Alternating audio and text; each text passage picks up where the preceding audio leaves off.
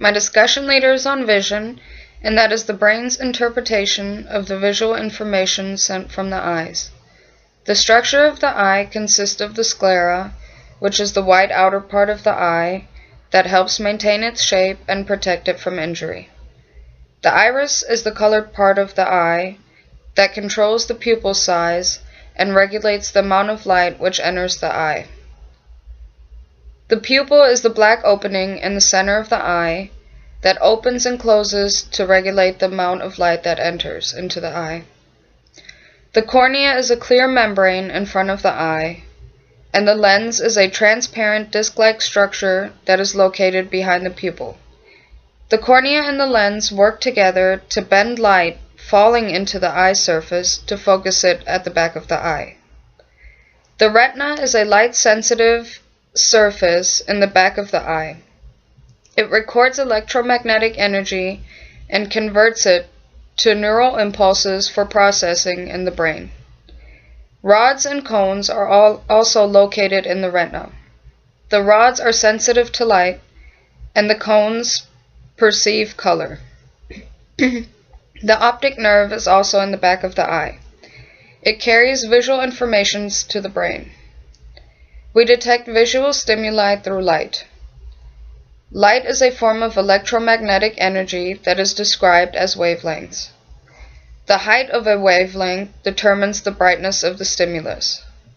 The purity of the wavelength determines its saturation, and white light is a combination of colored wavelengths.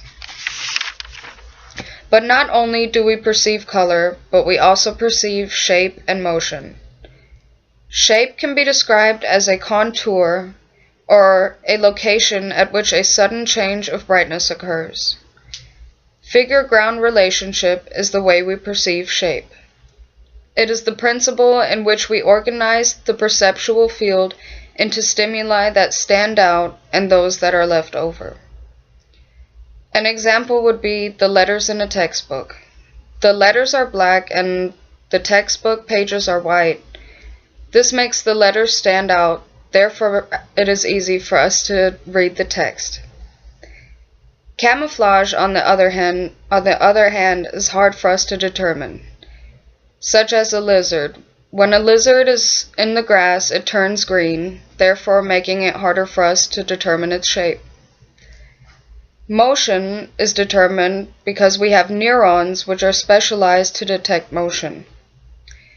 First, feedback from our body tells us whether we are moving or objects are. Our environment is rich in hues that give us information about movement. Apparent movement, which we perceive a stationary object is moving. An example would be in the movies. When you're watching a movie and in the movie someone is driving a car and everything around the car is moving, the whole environment is moving. Therefore, you're perceiving that you're moving.